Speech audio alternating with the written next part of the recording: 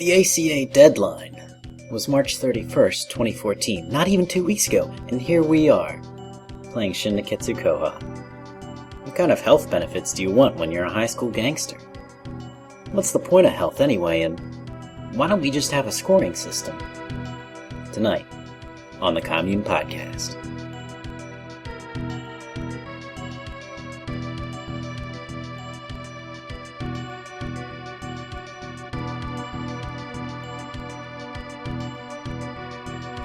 I've been doing well. Alright, glad to hear. Shouty, how have you been doing? Itchy. Zanrio, how have you been doing since the last time? I've been doing okay. Alright, glad to hear. And finally, yourself? I've been doing all kinds of things. I also will not ask about that. So, Wario fan, what games have you been playing since last time? Oh, I've been playing Shadow of the Colossus High Definition Edition. Is that the one that comes with Eco? In America, yes. Wait, you get to fight Eco? Oh yeah, it's You get to fight a colossal Eco. Oh, that's awesome. Wow, that would fix two games that I didn't like at all.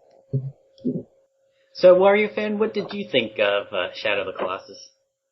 Well, you know, I played it originally back in the PS2 days, and I thought it was pretty great. And now it's just very pretty and also great. But I like the whole thing where it's just, you know, pretty much pure boss rush. So you like the bosses. What about the running around in between? I guess on the one hand, I'm just, you know, too anxious to get to the next boss to want to explore the world a bit more, you know. I just want to get right to the next fight. Which I guess part of it's finding the Colossus in the first place, I guess, but, you know, whatever. I enjoyed it for what it was, and I definitely appreciated that they gave you a pointer directly to the boss. Oh, yeah. Yeah, that part's convenient. It's like Crazy Taxi. Shadow of the Colossus is literally Crazy Taxi. That's it! That's the comparison we need! How did you do that? Oh, is the frame rate any better? Yeah. I guess so. I mean, I haven't played the PS2 one in a long time, but I don't recall frame rate being a problem, but I imagine it's something that was fixed here. Frame rate was not like a performance problem, like you didn't get slowdown, but the action just looked kinda weird. It's like the camera guy's shutter speed wasn't there sometimes. Now they did alter something though. They altered the grip that Wander has. He's a little weaker now. It can be kind of annoying, especially when you're doing the time attacks. It's like you're playing Shadow of the Co-op. That's strange. Like, they didn't think it was balanced well enough with the grip as it is? I don't really know what happened there. Maybe they thought it was too easy. I don't know if that was, you know, the Japanese team that thought that, or the people porting it over that thought that, or maybe it was just a glitch that happened when they ported it over. It sounds like a working designs thing. But the grip's weaker in this one, and it's just you're stumbling around everywhere. It can be a real pain. So I won't throw out my PS2 version yet. Zanrio, what games have you been playing since last time? Yes, I've been playing Leighton vs. Phoenix Wright.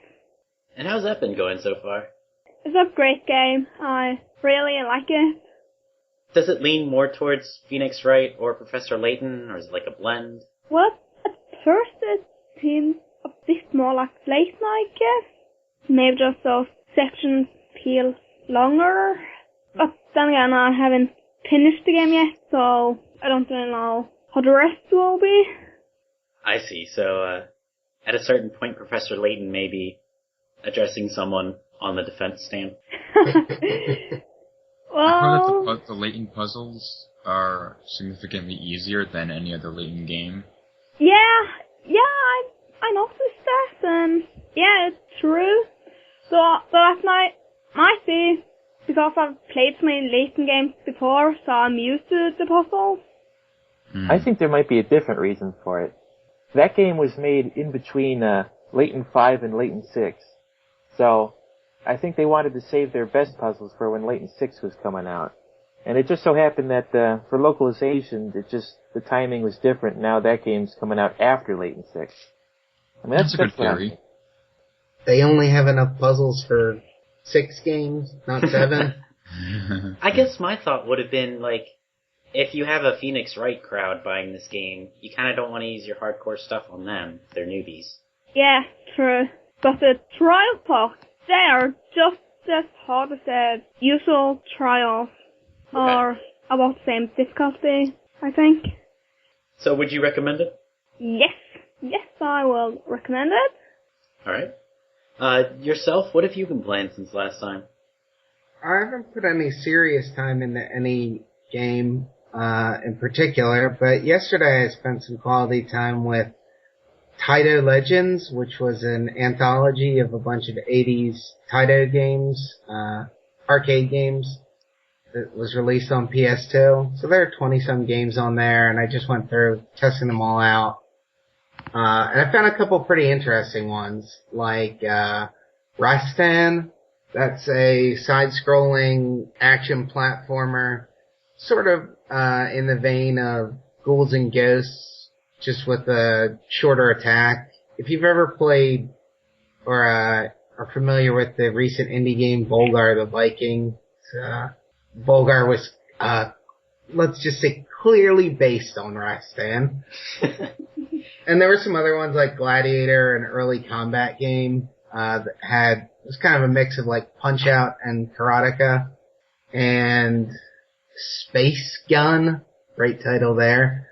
I believe was a light gun shooter from 1990 maybe, where you could like dismember enemies. That was pretty cool. Although, of course, playing it without a light gun was not too exciting. Whenever I see those arcade collections, I always think it's going to be one of those things where I play maybe 1 or 2 of the games in it, and the rest is just going to be really frilly gameplay that I could never get into. But yeah, as a matter of fact, I bought this one actually just because I wanted to play the Space Invaders games. But that's the nice thing that I like about them, that I usually do go in with that expectation. Like, I actually bought the second collection, Taito Legends 2, as well, simply because it had Darius Gaiden, and it cost the same as buying Darius Gaiden on Virtual Console.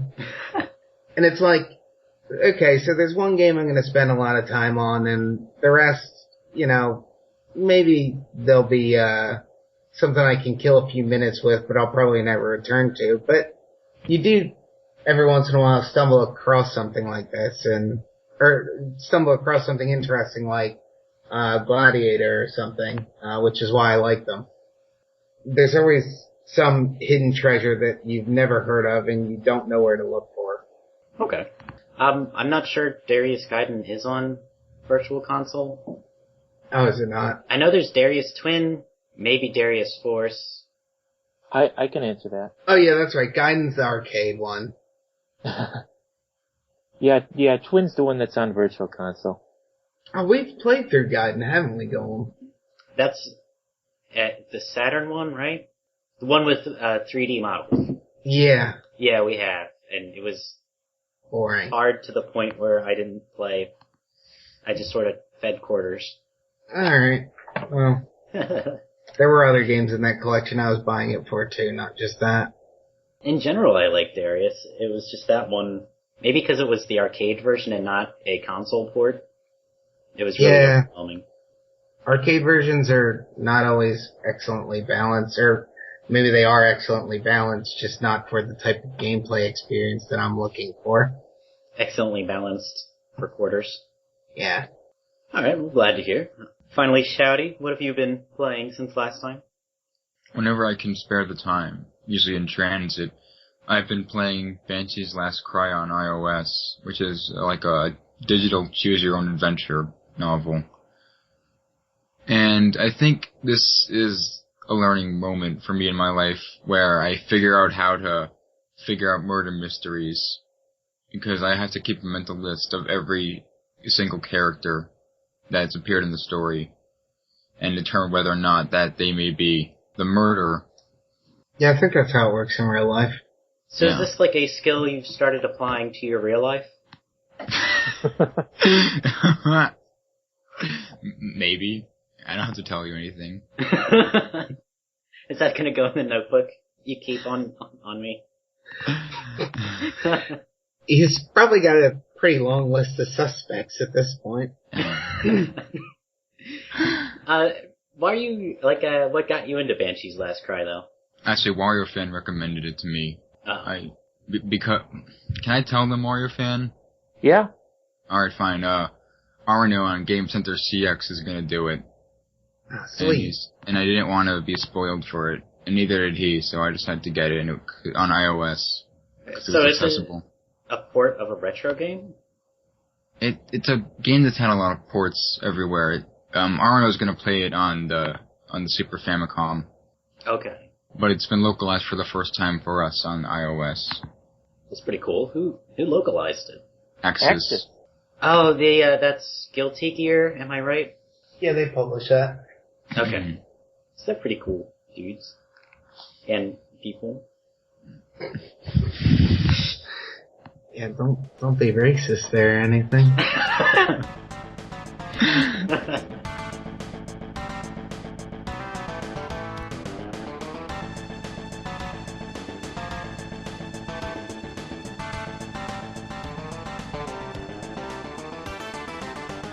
I think we all know, on one level or another, that games structure themselves so that you have to do some significant part all in one go. Like a level in Mario or a dungeon in an RPG. And when I say all in one go, I think we all kind of know, on one level or another, that losing all my health means I have to go and take another go. This time, we meditated on the nature of health in games and how it affected our play and experience. It may seem like a cut and dry topic, but you ought to keep your ears peeled. Insightful comments will hop out at you.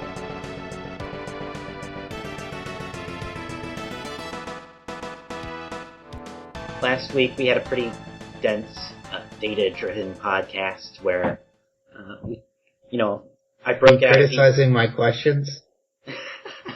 No, everything has its place, where I was able to break out a table and, put a check mark next to every time someone mentioned a card kick and stuff like that.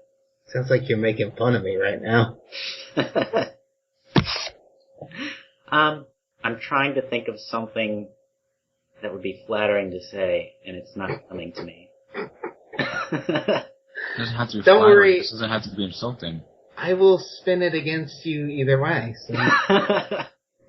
Like a hurricane kick. So, I also like to complement these topics against one another. And to go with the more data-driven podcast, I thought we could touch on a more abstract, seeing the forest type of approach. And with that in mind, I wanted to ask, how do you think Shin Nekketsu Kouha handles player feedback? Sanrio, you...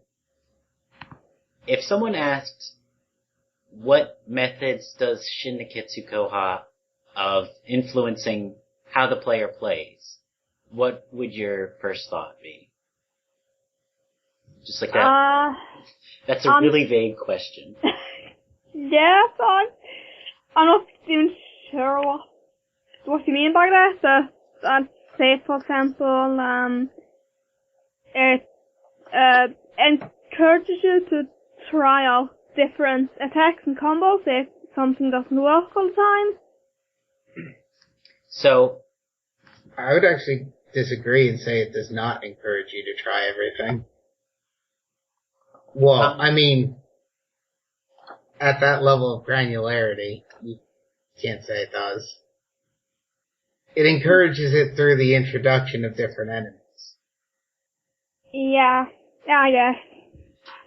Yes. Then,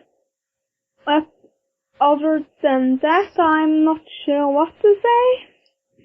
So you would say that, when you've happened upon a strategy that worked, the game might throw you a curveball and suddenly this enemy knows how to deal with jump kicks and you'd have to try something else. Yes. Yeah, kind of like that. Okay. The attack you try doesn't work as well as that new enemy, and you have to try something else.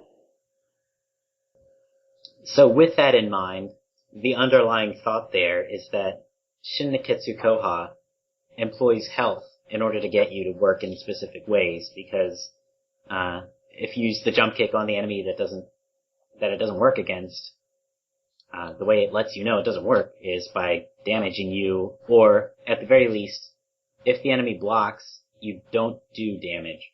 So there's two factors there, your own health and the enemy's health. So Wario Fan, in general, what skills would you say that Shin Nekketsu Kouha values given its approach to health? Both your own and your enemy's health. Like, skills that can be applied to games as a whole, or just that game? It doesn't matter either way, but try to phrase them, I guess, as generically as possible.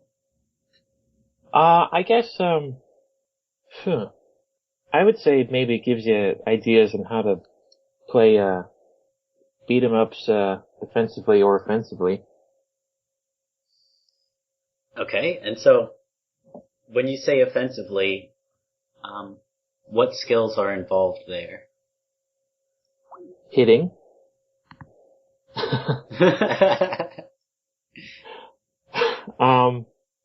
Well, just getting down certain combos and the timing of when to use those combos and whatnot.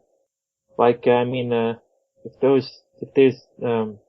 doesn't have to apply to this game, I suppose, but if there's like some ultimate HP draining attack that you have and that could be offset by some annoying enemy that keeps stabbing at you with a knife, then you want to wait till he's not stabbing at you to unleash your moves. So it encourages observing enemy patterns and learning when your tactics are not viable. Yes. Okay. Did anyone else have any thoughts on how to approach offense? I think there's also an element of readability, knowing what certain movements of enemy's sprite indicate what you need to do next, whether it's going on the offense or the defense, whether it's starting up a combo or blocking. There's a thing in Shin Nekketsu Kouha where if you can read what an enemy is doing, it's a very special moment, right? Yeah, I don't think they normally have tells. Well, maybe they're not. Maybe they're more subtle than just, making a new spray animation for the tell. So, like, if an enemy is walking slowly versus...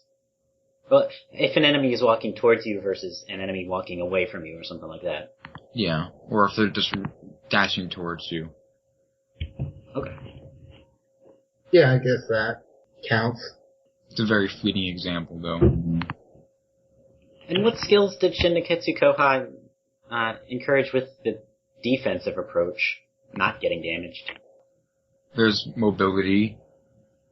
I think with Misuzu, it taught you how to move around her. Spatial awareness. Yeah, that's really it. What I guess fighting game players would call zoning. Mm-hmm.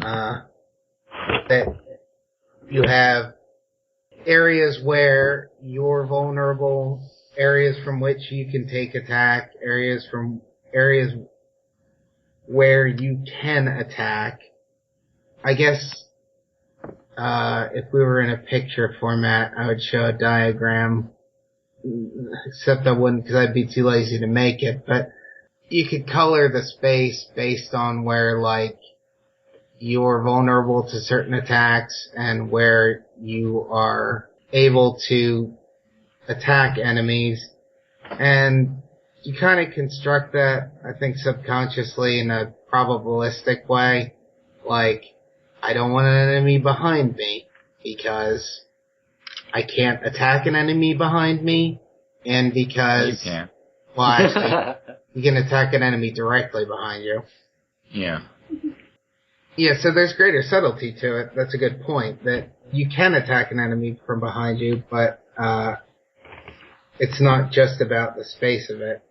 So, for instance, if you're fighting Misuzu, and you're thinking, can I use Ricky's guard kick? You would imagine, well, the guard kick goes X pixels out, and Misuzu's attack goes X plus 5 pixels. And so you would say, well, her attack is longer than mine, meaning she'll get past my attack. And you won't reach her box. Or something, yeah. You have to imagine the underlying zones there. Right. And I was also wondering, Shouty, you can't see how much damage you're doing to enemies. So, do you think that affected how you played the game? Yeah, I guess what I had was a mental health bar. Oh, like Eternal Darkness. That's what I was thinking about. That or somewhere he went to get a drink with some, schizophrenics. A health bar for my mental health. No, but I sort of determined how long it would take to defeat an enemy, and I would sort of use that to apply to different other encounters. Like, okay, it's going to take around this amount of time to defeat someone, and maybe I can try doing it faster or slower. Well, I mean, I try to do it faster and more efficiently, but if I realize I'm taking a while, it's because I haven't been hitting them. I've been more defensive. Did you prioritize certain moves as a result, though? Well, you mean spamming them? Did you ever get the sense that one move was weaker than another? Probably, yeah. Since I've spammed a lot of moves. I mean, that demonstrates how I feel about the effectiveness of different attacks. Yeah, I think like Shouty's saying, I think the health bar that you get in your head is like a time bar, basically, or, a timer on any enemy, and if you decide to try fighting this enemy with a lot of kicks and he has a shorter lifespan, then yeah, I derived from that kicks did more damage. In this particular instance, the only attack that ever seemed to do more damage to me were special attacks. I didn't really get a distinction between normal attacks or from one special attack to another. I'm sure there are probably subtle distinctions in there. But like jump attacks, for instance. You know that if you do jump attacks, an enemy lasts longer. So, the jump attack doesn't do very much damage. But then again, when you take away the focus on health, it doesn't matter whether the jump attack does less damage or it's just that the jump attack takes a lot of time for you to recover from and for the enemy to get back up and for you to be able to hit them again. It still takes a long time to fight them. So it sort of ends up equating efficient tactics with damaging tactics when you don't make the player think about health. I see. So one hypothetical example would be, say, a punch does 5 damage and a jump kick does 15 damage. And if the amount of time it takes me to perform one jump kick is equal to the amount of time it takes me to perform 3 punches, then they would be equal. Right. On the time scale health bar. Right. But realistically, in Shin Nekketsu, it takes much longer to do a jump kick, so, if you wanted to use whatever pretend numbers, then you get different results for the health bar or the time bar, basically. Like, they do the same amount of damage, but the jump kick takes longer. Yeah. So then the interesting thing becomes, they are balanced not by way of time versus damage on the enemy, but time versus damage on you, where a punch leaves you more open to damage. Yes, can I just mention one thing about how you can see enemies' health? Yeah. Yes, because when I play those Souls games and they show the enemy's health bar, sometimes when the enemy has very little life left and I have a decent amount left, then sometimes I just let my guard down a bit in the end because, say, I'm gonna win this soon anyway. Well, this game I just had no way to know, so I can't do that. So it keeps you tense. Yes. So it keeps your play, your skill level consistent. Yeah, it actually does. Yeah. That might actually be better if the game wants you to get good at it. Yeah, true. So, a few times I really wished they would have shown the health bars just so I'd see how long I had left. Yeah, with bosses, it's man, kind of this is frustrating. going on forever. When I'm trying to beat a boss, it feels like it takes forever, but when I finally hear that groan, there's such a sense of relief. Yeah. Yeah, is that one gonna go on the clips archive? That does sound pretty sketchy out of context.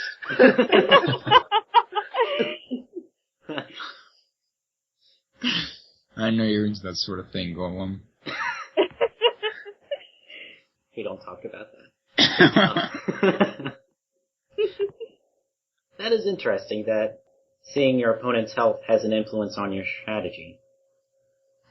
I think it's somewhat undermined in this game or what Xander was saying is somewhat undermined by the continuous continue points. Like, I never cared that much about dying because I knew I was going to come back, and I knew that any given fight was only going to have like 4 enemies or something like that. So I didn't feel that obligated to play really hard. You don't want to die, so they still are conveying to you that you need to, or they're still keeping you at that consistent level of play theoretically, but being aware of the light consequence of dying, I guess, I just don't get as engaged with it. Whereas in Renegade, where like, if I lose my 2 lives or 3 lives and have to restart the whole game, I am much less likely to get lazy. So that is something worth looking at. The game encourages you to act in certain ways by giving you a health bar, but I guess the underlying assumption is that you don't want to run out of health, and an important part of that decision then is figuring out the right weight, the right weight of the consequence to having 0 health. Yeah, I think it's kind of cheating to just say, like, oh, well, the player will naturally not want to die.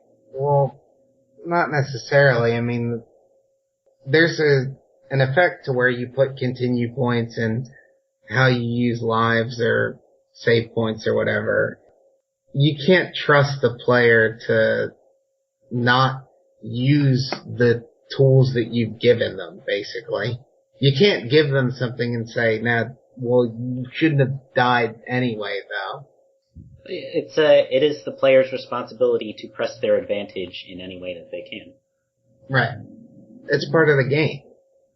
Wario fan, how do you think Shin Nekketsu Kouha would have been different if, when you died, you went back to the beginning of the stage, like after the last boss fight?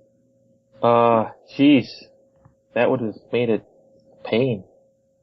I mean, you're saying you have to go back to the beginning and fight those knife guys again? That's not... No, I don't want to. But there are definitely plenty of games where you die and you go back to the beginning of the stage, right? Oh, that's true. No, I've never played a game like that. Well... Does that happen in Metroid? I don't know. So, Wario fan, what would you say is the difference between... just pick a game where that does happen. Mario. Okay, so Why does it work for Mario and not for Shin Nekketsu Kouha? Because Mario is a platformer, and I can just run and jump around everywhere, and the game doesn't force me to beat up every Goomba on the screen to go on. It's definitely less confrontational. But I think Mario also has warp zones. Well, yeah. I still try to kill every Goomba either way. They deserve it. I mean, you don't know what they could be getting up to once Mario moves on. Falling off another ledge? Well, if Mario's not gonna kill me, I might as well go this way. Yeah, I guess it's the red Koopas that are more dangerous. They know what... They're the ones that were programmed with an idea of self-preservation. I think they leave the game memory once they're off screen anyway. Yeah. Game memory? Sorry, I was talking about a real-world history experience here. Sorry to break the immersion. What were we talking about? Sorry, I took us way off topic. It sounds like what you were referring to then, Wario fan, is that, how to put to words, like, any one fight in Shin Nekketsu Kouha is as intense as a stage in Super Mario Brothers. Right. Well, are there more of those fights in Shin Nekketsu Kouha than levels in Mario? The point more is that a stage in Shin Nekketsu Kouha is balanced more like a world in Super Mario Brothers. Mm-hmm. Okay. So that the intensity of a single encounter in Shin Nekketsu Kouha would be like several jumps in Super Mario Brothers. Okay. Yeah, I mean, the entire, a stage of Mario is a continuous sequence of play that, like, plays with or uses a single concept or, plays it in a way that the player is continuously engaged, and that's the equivalent of one fight or one screen in Shin Nekketsu. It's like one continuous stream of play. Mm-hmm. You can put down your controller after the fight's over. So I guess the trick to it then is figuring out when that continuous stream of play is over. When has the player seen the entirety of the concept? You don't want to stop too late, you don't want to stop too early. Yeah, that's the trick to putting continue points. I guess this is the old analogy where, when I sit down and read a book, I try to read one chapter in a sitting because that's going to have its own rising and falling action. Yeah, it's beginning, middle, end. Yeah. So to circle back around, the entire point of having a health system is to enforce the sense that a certain gameplay segment has a beginning, middle, end. And you want the player to experience that as a continuous sequence of actions. Yeah, that's what we just said. That's pretty neat. Mm.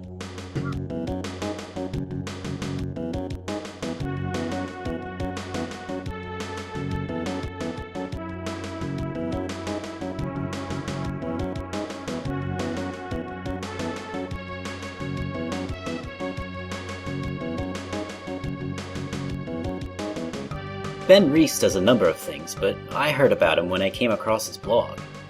He knows his combat, and, as it turns out, he's got his fingers in game development too.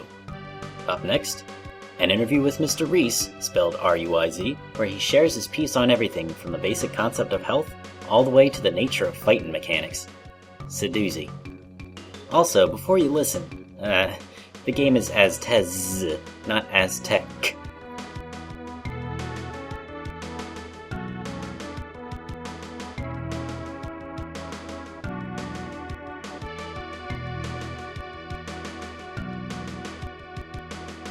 Today we're talking with Ben Ruiz, a game developer, teacher, and combat consultant. His upcoming project is Aztec, a brawler with a touch of procedural generation, and you can find him at benruiz.net. We will refer to a couple of concepts from his blog, most notably his division of beat-em-ups into different eras. Hello, Ben. Hi. So I wanted to start off with a bit of an abstract question. So combat-oriented games often rely on three key incentives to encourage the player to act in certain ways. There's usually health, sometimes score, and sometimes time, although mostly it's like a faster playthrough is considered a better one. And I was wondering, by your reckoning, are there any incentives I'm missing there? No, but I also think that the primary incentive, and this is like the traditional ancient formula, this is the way it's always been, is primarily health, because the sort of meta incentive is like, just don't die, right? Like, that's the most fundamental incentive. And the other ones you listed are technically popular incentives, right? Like, they're not necessary, but they've always been there because people like them. As far as what other popular incentives there are, I think that mostly covers it. You know, you either have these time pressures or you have, like a score pressure, which is typically, self-inflicted, so to speak. But, any other incentives aren't necessarily in their own category. They kind of depend on the game. Like in Aztez, you collect blood, so that's another incentive, but it's not necessarily a critical part of the experience. So to answer your question, no, I think you're mostly nailing it with the health and then the other popular ones. And so you actually kind of touched on this question as well, what the point is of having multiple incentives. To me, it's like, I think it just makes the engagement more interesting. I mean, any beat 'em up is just like this series of encounters, and, what you do in between the fights is just sort of there for pacing or whatever, but, it's like, they're really just there to make things more interesting and a little bit more engaging. Like, unless mashing a button in your combat system is incredibly fun and infinitely interesting, which never happens, you stack these other things on top of it just to, like I said, make it something a little bit more long-lasting and fun. For some people I talk to, though, say that approach to scoring and health kind of falls flat, and they see it as a kind of a Band-Aid approach, that they don't know how to make their combat genuinely work, so they sort of just tack this scoring thing on top of it. What would your answer be to those folk? I don't necessarily think that's untrue, but I do think it depends on the fight experience itself. Like, you could take something like, classic Devil May Cry or something like Bayonetta and remove all the other incentives, and you would still have something that's very engaging, but a lot of that comes down to how interesting your enemies are. And that's ultimately where I think a lot of combat designers fall short, is they don't have enemies that control you. They don't have enemies that put proper pressure on the player. And, in that instance, where your enemies aren't that interesting in themselves, then these other incentives would be, in that case, Band-Aids. But since we brought up Bayonetta, it's like they also have this really intense scoring system. And so you could play the game just engaging the enemies, having a really good time, enjoying the different combination of enemies. But once you get to a certain level and you stack or you tack on the scoring experience to that, it just becomes infinitely more interesting. So yes and no. Like, it just depends on how good the pure, unfiltered combat is by itself. It sounds like there are tiered incentives then, where health must be engaging in and of itself before you can even think about anything else. Absolutely. I think that's completely true, like 100% of the time. I mean, I think it's possible to have a combat experience where, there are consequences for losing a fight that are outside of the fight itself, but I've yet to personally see that, and ultimately that would still come down to, well, I'm trying to stay alive or not. But to answer your question, it really is just ultimately the health thing. I also wonder, this occurred to me while you were talking, have you ever played Nights into Dreams? I am familiar with it. It was the old Saturn games, right, where you flew around and collected things, right? Right. Yeah, I don't believe I ever actually played them, but I know what they are, yeah. Nights employs kind of a unique system where you don't have health. You can take infinite damage, but you have a timer, and whenever you hit an enemy, you run out of time. Or it'll deduct 5 seconds from the clock. Oh, okay, sure. So that's kind of an odd game in that it's built entirely on popular incentives of time and score. Sure, yeah, totally. And it's kind of interesting. Like, when it comes down to it, most games just, the ultimate failure state is just, well, you died, and now you have to either repeat the last few minutes of gameplay, Or on the other side of things, you have these like terrible consequences on top of you, which is typically ultimately like using up your time. You know what I mean? Like, because when you have these game experiences that don't punish you for, you know, the last series of decisions you've made, then it just doesn't end up being fun. Like, that just happens to be the risk game designers have been employing forever because we either can't think of anything else or it's good enough, you know? If you don't have that incentive there, it tends to be kind of a slog. Yeah, or a slog at best. Like, I've played games where there isn't enough incentive, there isn't enough meaningful failure, where it's just like, this is boring as shit. Like, I'm not slogging through it, but I'm still, like, bored to tears. And so, yeah, it's like, it's the same terrible thing, just different mutations of it. Okay.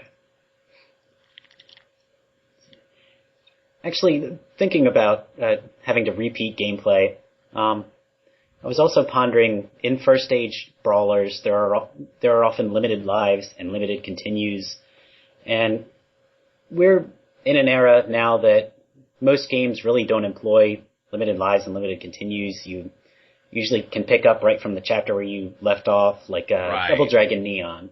Right.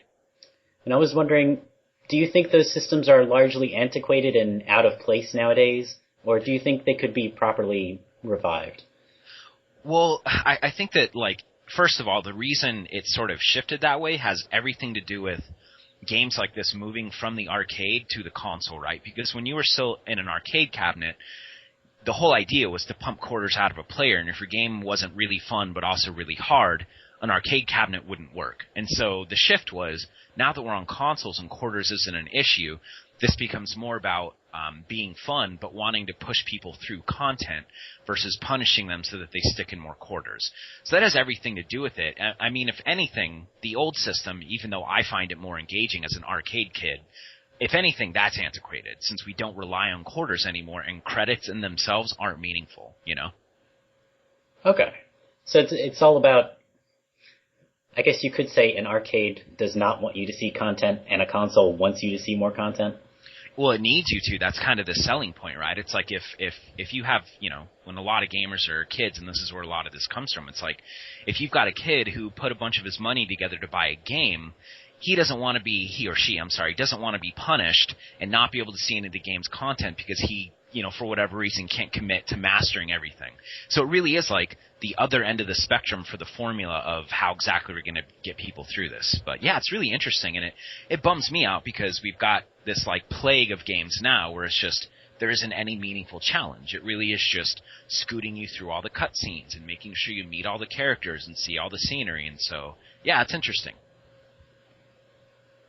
I was also wondering, in your own game development projects, how have you used, like, death and other incentives? You know, I've worked on a lot of games, and they weren't necessarily under my direction, and so they've kind of run the gamut from, like, the traditional system of this game is hard, and we're going to punish you, and you're going to die a bunch of times, to you don't really die, and this is almost more of a toy, right? It's like the last major employer I had was Flashbang Studios here in Arizona, and we basically built a bunch of like physics toys, you know, and it's like the victory and success state or victory and failure states weren't very meaningful. They were just, this is fun to do for a little while, and this is why people are bothering to spend their time with it. So yeah, it's been all over the place. But with Aztez, the thing that I think we're kind of doing a little bit differently is that, you know, we've got this combat gameplay that is tied to the strategy gameplay. And the strategy game is essentially just a board game where instead of rolling a dice to resolve conflict, you actually have like these real-time beat-em-up segments. And the thing that I want to play with is you engage an event, you know, quote-unquote event on the map, and whether you win or lose has different effects back on the board game, but you only get one shot at it. So what we're experimenting with is trying to incentivize people to be good at the game so that they can be successful at these events and express their own like victory intentions through the combat. So this could be a complete failure. We're pretty sure there's never been anything like this before. It could end up being the worst thing ever. Or it could be an infinitely more interesting vehicle for combat than like have a fight, walk into the next room, push a block around, grab a ledge, have another fight. So we'll see. But yeah, me and the other guy, Matthew, we're just really, really big on meaningful victory and failure. So that's kind of what we're trying to do. Would it be fair to say that Aztez is, I guess, balanced more to make the combat meaningful than the strategy, or are you trying to play them equally? The first one for sure. Like I'm not super duper interested myself in creating board games and strategy games, even though I love them. I'm more so just interested in, I want something that is more fun as an entire experience, because, and you read my articles, you know how I feel about this, but games like God of War and even things like Bayonetta, which I love, I just find very tedious. Like, I hate their pacing of, like I just said, have a fight, do some rote things in a different room, walk into a different room and have a fight. Like, I'm really just trying to make the entire package more fun, but we're not necessarily trying to design an incredible board game. We're just trying to design something that makes the combat better. So yeah, so like you said, it's fueling that with more long-time engagement. I see. The strategy is a more engaging approach than the inane puzzles. Exactly, yeah, in my opinion. And I know some people aren't going to like that. I know plenty of people who really appreciate that, like, that slowdown, that, like, dip in intensity where it's like, okay, I'm, like, solving a puzzle and just chilling out for a few moments, and I totally appreciate that, but I just want something more engaging and more interesting. Personally, it's something I've grown to, I guess, accept over the years in the same way I accept that I have to eat vegetables every day. Yeah, exactly. And it's like, I'm sitting there going, and I wrote an article about this a long time ago that, like, really irritated people because of the, like, horrific language I was using, but I sort of compared it to, like, pornography with story. It's like, we sort of accept these things. Like when someone turns on pornography, they're there for a very specific reason. They're trying to, like, watch people have sex, but the vegetables is, like, the story in between these sex scenes. And yeah, it's just like, it's this weird mess where, some people are in your boat that you just described where it's like, yeah, I just kind of expect it to be there to the point that it's weird if it's not. And so I'm sitting there going like, okay, let's replace the vegetables with like a candy bar or something, just even if it's simple, it's just more fun and more interesting. So we'll see. Like, we're still not sure if it's going to happen yet, but at least we're trying, Hey, that's, at the end of the day, that's all you can do. Yeah, exactly. I also wanted to discuss, in specific, the mechanics of first stage beat-em-ups. Yeah. They tend to be more rigid with few, if any, cancels, and you usually only get a few combo strings per character. Right. I was wondering, in your view, you write a lot of articles analyzing like mash flow and combo strings, etc. Lots of stuff that tends to go over my head, and I was wondering, would you say that first stage beat-em-ups, because they don't have that same combo depth, do you see this rigidity as a lack of depth? Yeah, technically, because I think that the critical distinction between the first stage and the second age is that the second age had mechanics that you didn't need, right? And so it essentially introduced like variety and options and tools you can use that you didn't have to, which just made it more interesting. But that was all about the depth. I think with these first stage beat-em-ups, some of them were very good. They were very interesting, despite the fact that they had little depth. But again, that came down to the fact that their enemies were designed well, and their encounters were designed well, and their pacing was good. But yeah, it is definitely a lack of depth, but that's not necessarily a bad thing. I just think it comes down to how you've crafted your actual encounter experience.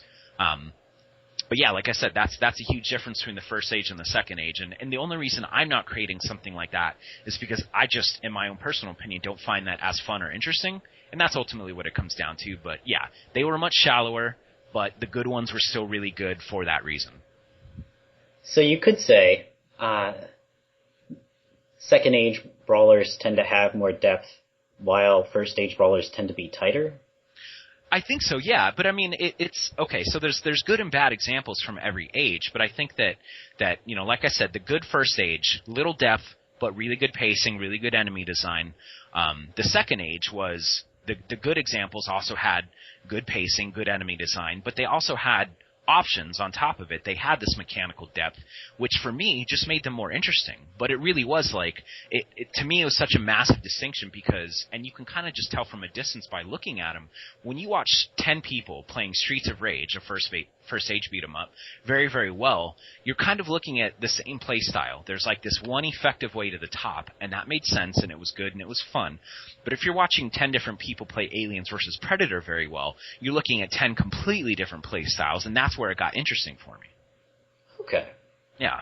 I'm actually Curious, when you say you watch 10 different people play well, is this like you're watching speedruns, or is this your friends? And not necessarily like referring to any specific piece of data, just, because I grew up in the arcade. It's like I was there, I watched 100 different people play thousands and thousands of different games as long as I was in the arcade for most of my childhood. And these are just sort of like observations that I made. All the times I was sitting in line waiting to play Alien versus Predator, for example, it was like you would see people that were playing it for the first time, and that wasn't impressive to look at. But the competent people, the experienced players, they just, it was like these grossly varied play styles, and it was really cool to me. Okay. Yeah. I guess that's kind of a cultural gap, because, like, for instance, reviewing your timeline of the history of beat-em-ups, I noticed you had a couple of the Dungeons & Dragons Capcom brawlers there, and I didn't even know those existed until the digital collection came out, I think, a year ago. Sure, yeah. Those were some of the first. I think the first D&D game was the first beat 'em up on the CPS2 hardware, which they created for Alpha 2. So it was like they had this sudden jump in technological power and the ability to support more, sprites and backgrounds, and they're like, well, we might as well, make more characters. Oh, we have more characters, but they're all the same. That sucks. Let's make them all different. And then that sort of like bred this interesting depth that ended up happening. I see. Yeah, it's easy to find brawlers with a lot of different characters, and the differences are far too subtle to notice. Yeah, oftentimes they are, and that's what's so weird about it. It's like you can't often dig into what's cool about games like this until you've actually dug in and like explored a lot of the mechanics for yourself. And one of the huge problems with beat 'em ups throughout time is that they're never very good at incentivizing the player to actually explore it, because like the baseline requirement we want people to play this game is to just look cool and have a cool soundtrack and like have neat characters, but there's no like built-in incentive for people to be like, no, we want you to explore this, like explore this insane array of tools we've given you, versus no, just get through the game. You bought it, cool, get through the game so we can, you don't tell your friends it sucks. We're going to give you a lot of sensational shit to look at. But yeah, they've never ever incentivized people to be awesome, which is such a weird bummer. I guess that makes it all the more magical when there is one that does. Oh yeah, absolutely. We're trying. We'll see what happens, but we're experimenting with all kinds of instructional approaches and strange like manipulative techniques to get people to do things like, for starters, push all the buttons and see what's there, and then start experimenting with this, and then almost hint at the player that there's bigger and better things you can do, and then see how they respond. So we'll see. Fingers crossed that we end up with something that makes people want to be awesome at it. When you say manipulative approaches, do any of these involve the enemy AI somehow coercing the player into taking up one tactic or another? Yeah, definitely. Like we have a couple. I'll talk about one specific enemy now. We have an enemy that it comes out and it will occasionally enter this stance where it's blocking, and it can still move around, it can still attack, but its shield is up. And it's very clear that it's blocking because every time you try and attack it, nothing happens. I mean, there's visual feedback. You know that it blocked your attack, but you can just womp on it infinitely. And we intentionally didn't put in, like, a shield breaking point. It's just going to block you forever until it drops a stance. And eventually, people figure out, oh, if I grab it, it breaks the block, and then I can, deliver grab attacks onto it. So there's just things like that we're trying to implement that will make people actually, like I said, explore all their tools. Okay. And then, later in the game you might encounter an enemy that only blocks a third of the time, and during that third I can grab or something like that? Yeah, exactly. I mean, once you've taught, it's like there's this high or high or low level, off the top of my head I can't think of what I should be saying, but there's like the easiest version of the mechanic. There we go. The easiest version of the technique. As long as you can get people through that, then it's pretty simple to just walk them through more and more complex things. And so, yeah, it would make a lot of sense to have enemies down the road that provide mutations of that things that you already taught them. And that's classic game design, but it's just, the challenge really is like getting people to figure it out the first time. Okay. Yeah. I was also thinking, reading your articles, it's easy to see someone write about third age beat 'em ups, and they gush about how many combos they can perform in Bayonetta, and think of beat 'em ups as only having depth insofar as you can hit the enemies so many times before breaking. Sure. And I was wondering, do you think that brawlers of any age find depth from sources other than just keeping a combo going? That's a good question. That is a very good question. Off the top of my head, I cannot think of any that do that, but I'm actually going to kick open my timeline real quick here, just to kind of give it a cursory glance. But yeah, I can't think of any off the top of my head that are really just about delivering that difficult combat experience. Yeah, no, not really. I mean, there's plenty of games that have put different types of games in between their fights, like platforming elements and things like that.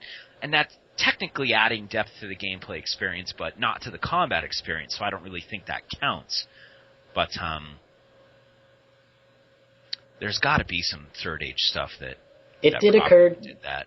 To me that you sometimes discuss the defensive games, or the defensive approach to a game.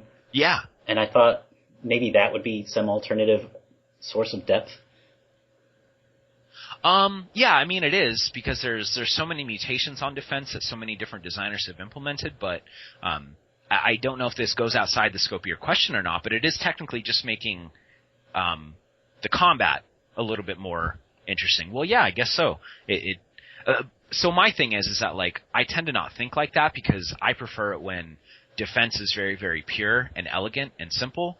And so I think other combat experiences that I can think of off the top of my head that have been very engaging, they sort of follow the same rule. It's like with Devil May Cry, which to me is a phenomenal combat experience despite it being very, very difficult. Its only defense mechanic was like rolling out of the way. And it was very difficult to do, but that was the extent of it. And you could jump, even though a lot of the times that wasn't safe. But yeah, I think it should be pure. I think it's potentially that could add depth to a combat experience, but then you're sort of experimenting with something different at that point once you try and make defense its own semi-complex game. And I'm not against that at all. I'd like to see it. I just feel like in something like God of War, which gives you 2 or 3 different defense mechanics, none of which you need, outside of like its primary dodge thing, it just sort of gets muddy and weird, and I don't know. This might be a philosophical thing on my part at this point, but yeah, I'd like to see that. I'd be curious about that. So, in your experience, it's often redundant? Yeah, very often. Very okay. often. The one thing I can think of off the top of my head to answer your question on another way to add depth to the game is I think Lords of Shadow did a really, really interesting thing where they incentivize you to employ variety, and Devil May Cry did the same thing, but it did it in a really a very unclear way. Like, you have this style meter, and it sort of goes up as you do different things, but then it really like decelerates, and most people don't ever experience like, it goes D, C, B, A, S, double S, triple S. Like, most people don't get past B because there's so many, like, unclear objectives in that system of variety. But Lords of Shadow is actually pretty straightforward and pretty enjoyable. And when you actually, like, filled up this meter of variety, which basically was an indication that, yeah, you've employed a lot of different attacks instead of mashing one button, like, it started to reward you with magic, which then gave you access to, like, these additional mechanics. And Lords of Shadow, like, improved on that by introducing enemies that required you to use these magical mechanics, which was interesting. So, but again, this is all really just, like, new ways to make people attack enemies. So it's unless a person is very, very passionate about an interesting combat experience, it isn't going to matter to anyone else. I see. So in other words, the baseline player of Lords of Shadow might never even tap into that kind of system? Yeah, I don't think they do. I've watched friends play it, and the friends of mine that aren't particularly passionate about combat, they just kind of mash, and they're able to get through it most of the time, which is fine. I think a game should actually be prepared for that type of player. But yeah, for the most part, I don't think people see this. Okay. I was also wondering, we've been talking about first stage, second age, third age brawlers. But first age brawlers like Streets of Rage and third age like Devil May Cry, yeah, they're pretty distinct games. Are the skills necessary in one necessarily translatable to the other? So, like, if you get good at Streets of Rage 3 or 2 or 1, would that make you better at Devil May Cry? Is that what you're asking? Or vice versa. Yeah, I think so, because, like ultimately, the primary skill in any combat experience is inflicting aggression while monitoring the fight to watch out for your own back. You know what I mean? It's like you have to develop the skill of, like, okay, how am I going to deliver the most effective punishment while simultaneously keeping myself safe? And I think any beat 'em up from any age is going to help you get good at that, or get good at any other beat 'em up from any other age, because it's all ultimately the same skill that is required. Okay. Yeah. Monitoring spaces and learning how to deal damage while keeping yourself in a safe space. Yeah. Okay. I also just wanted to touch on brawler bosses. Yeah. In my experience, there tend to mostly be two varieties. There's the big guy who's really well scripted, and he has 2 attacks, and you can see them coming from a mile away. Right. And then there's the guy that's your size, and he has a million different attacks, and I don't know which one he's going to do next. Right. Is that pretty much it from your experience? Flipping through the mental Rolodex here. I feel like there have been some, yeah, I mean, I can think of some. Let me go ahead and just get the thought out. I can think of some bosses that sort of fall in between those two things, where it's like, like you said, on one end you've got the boss who has a variety of very hard to predict attacks versus the boss that is very scripted. I feel like I've seen plenty of interesting bosses, and off the top of my head I'm thinking of some Devil May Cry bosses. They're sort of a combination of the two. They've got these states that they're in where you don't know what's going to come out next, and that's interesting because you don't know what's going to come out next. But then they sort of switch back and forth between, okay, now I'm in this really high-powered state, and you know exactly what I'm going to do, but if I'm designed right, if you misstep, then you're going to get punished tremendously. So I feel like those are typically kind of fun, because I guess it's just kind of a pacing thing. It's like, okay, I just spent 2 or 3 minutes in this really intense state where I didn't know what was happening. Oh shit, now it's going down, and I know what's going to happen, but I'm still anxious about it. So yeah, I feel like you can bounce back and forth between the two to sort of get outside that mold. But outside of that, I can't think of anything off the top of my head. Okay. Yeah. I can't say I've seen that myself, but that does seem like it'd be a more gratifying approach to boss fights. Right. And moving on, we have been playing Shin Nekketsu Kouha. Yes.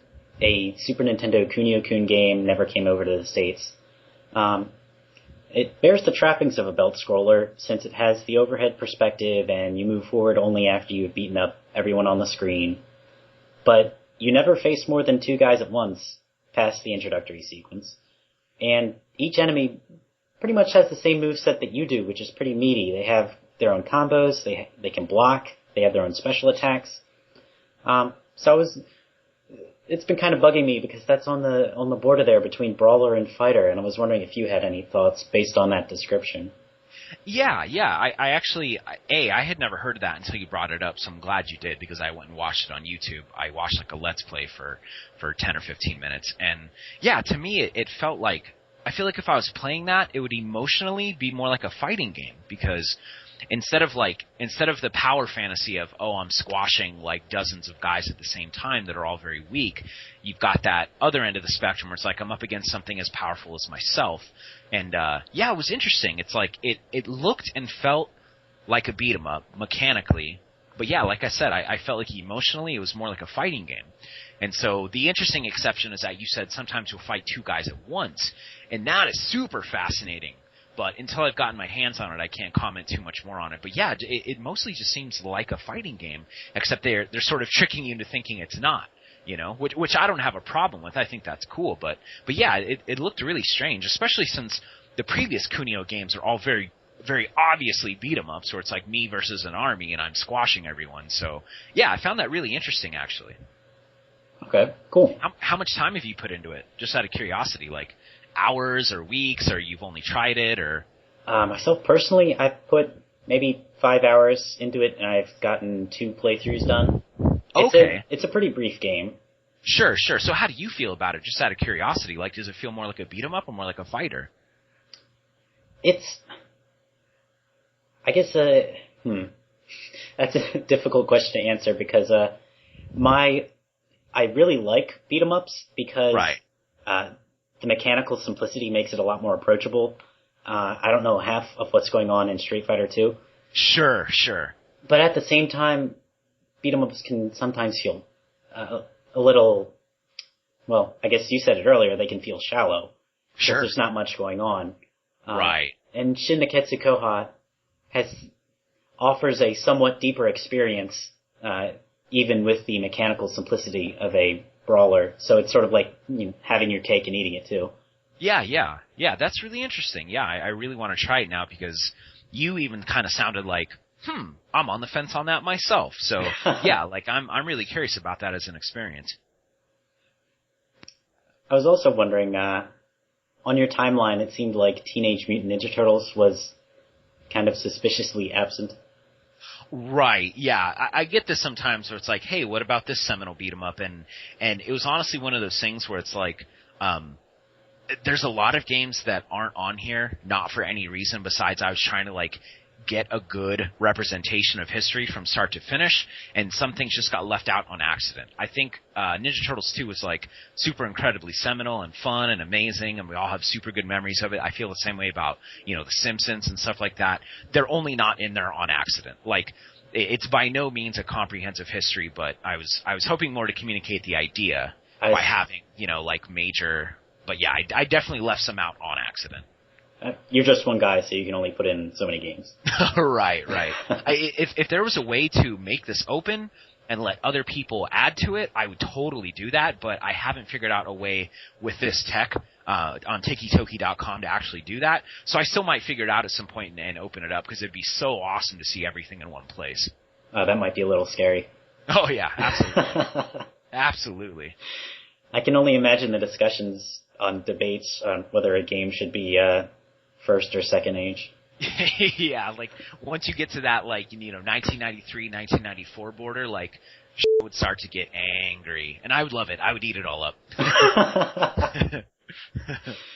So you're a fan not just of fisticuffs, but of other varieties of fighting. Yeah, I generally speaking find conflict fascinating, and like, I'm a boxer actually, and like, I grew up just in a neighborhood where it wasn't uncommon to see fights, and it's fascinating to me. Like, it's a really interesting dance, and I think looking past the negative parts of it, the injury, the violence, it's just a fascinating dance, and so it kind of, those things translate into everything I end up creating, just because like I said, infinitely fascinated with it. Yeah, can't blame you there. Yeah. All right, and just to close out, one final question. Yeah. When it comes to the theory behind beat-em-ups, which is typically more important to you? The intent of the developer, the experience of the player, or the essence of the game itself? When you say essence of the game itself, what do you mean? There's this idea that I have a cartridge in my hand, and it's this objective sequence of zeros and ones, and when I put it in my console, it's always going to do the same program. Okay. Ultimately, I think player experience is paramount, for sure. And a lot of that has to do with the fact that I'm one of those people who wants to sell games, like, and I'm not being snarky or patronizing to the more artistic style developers, but like, I enjoy making things that people want to play, they want to purchase, they want to put time into. And so I always hit the vector of what is their experience going to be like. And, obviously I have this like really complex intent because I care so much about these types of games, but ultimately what I'm trying to do is make sure that the player experience is the best it could possibly be. So that's where I'm coming from, for sure, 100% of the time. Okay, so yeah, you're in the same, like, I guess, you're thinking if I had to buy this game, this is what I would want. I would want a good game. When you say I, do you mean you, or like I as in myself, like I'm making the game I want to play? The latter. So no, actually. Well, yes and no, because I am making a game like with Aztez right now. Like, I am making a game that I do enjoy playing, and that when it's a complete product, I will enjoy it. But if I made the game that I like, Ben Ruiz dream product that like is perfectly designed to suit his brain, I'm pretty sure no one else would like it. Like there would be a small handful of people that would enjoy it, people that are very, very similar to me in temper and you know, the kind of things that they like. And I can't think like that because I'm trying to make this game to bootstrap further games. If 10 years from now I have a ton of money because I've made all these amazingly successful games and then I can afford to make whatever I want, that's when the game that I want to play will officially get made and no one will buy it. So I'm trying to be a smart businessman here and not do that now, even though I technically could, because yeah, like I said, I want to bootstrap the continued production of games. Okay. Yeah. There actually was a neat post on your blog about a certain cancel for an attack animation. You had to choose between the accessible one and the more technical one, and you ended up on the more accessible one. Yep. That was one of like the most interesting moments because it was just a huge crossroads. It's like, oh yeah, I need to make sure this game is fun to button mash, and if I continue to make decisions like this, I'm going to fail there, and then this game is not going to do that well because that's just the bottom line about games like this. But yeah, it was really interesting. And since then, there have been a very distinct handful of experiences where I had to make that decision again, and most of the time I end up leaning towards the accessibility. At this point, we have created something that is very, very fun to button mash, and people who have never played beat-em-ups are able to enjoy it more often than not. And so it's sort of shifted the pendulum a little bit in the sense that, like, okay, now there's this really hardcore thing you have to make a decision about, and I'm able to go, okay, let's do that, because we've already made it fun for people who button mash. So it was really just making those decisions early on to get to that point, and then once you're there, it's golden. You know, provided you don't screw it up. Like, well, our game was fun to button mash for 6 months, but then I introduced this insane button mashing penalty, and so yeah, that's ultimately what it's coming down to there. So you're still feeling at that space where you have the proper health incentives, but you have enough there to engage the more skilled player as well. Yeah, that's sort of what we're building on now. Like, the button mashers are totally taken care of. Like, did you see my article about scrappers, warriors, and masters? Yeah, I think most of us are scrappers. Right, yeah, and that's exactly the thing. Like, I eventually realized that when I started taking hard data on this, and it's like, most people are scrappers. Take care of them first. And so the scrappers are taken care of. Like, we've now been to a PAX, we've been to 2 or 3 different EVOs, we've had the game on tour for the last couple of years, and I've been watching this happen, but the scrappers are good. The warriors are just about taken care of, and then the last thing that I will do, just for my own sake, is make sure the masters are taken care of by just sticking in the insanity that you can access at the high level, but that doesn't punish the scrappers, you know what I'm saying? So, yeah, I would implore anyone making a beat 'em up or a combat experience to think in that way, like, take care of the scrappers, then the warriors, then the masters. That's a pyramid. Don't argue. Like, don't push against that and like make the insane Devil May Cry 3 style game you want to make. Do something successful and then build the depth behind the scrapper wall. So, not everybody goes to Dante Must Die.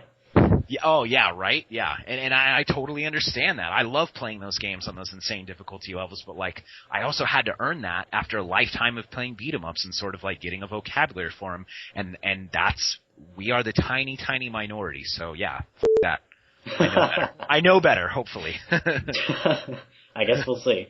Yeah, right. All right. Well, thanks. This has been enlightening. Yeah, I appreciate it. These are so much more fun questions than the questions I usually get, which is like, what consoles are you coming out on? So I really appreciate it. One last thing, actually. I was wondering if you could say, chew the floor, kiddo. Say what? It's a line from the game. Chew the floor, kiddo? Oh, Chewew. Chewew? I will type it. Okay. Is this like something a bad guy yells at you? Yeah, he says it right before a fight in a disco club. Oh, chew the floor, kiddo. Yeah. That is so Kunio too, right? Yeah. I think you must have noticed from the footage that there is a lot of cursing in that game. Yeah, oh yeah, it's awesome. I love it. Like, those early games were so like trying to capture those 80s movie street fights that they're awesome. And they did it. They totally nailed it, and it's so hilarious. Chew the floor, kiddo. Oh, that's incredible. Alright, well, Thanks for the interview. Yeah, absolutely. Thank you.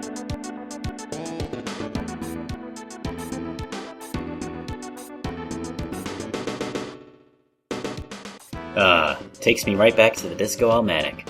Anyway, after our health discussion, we turn to points. If you run out of health, you gotta start over, but typically, you really don't need points. Why have them at all, then? Shin Nekketsu Kouha didn't. Give it a listen.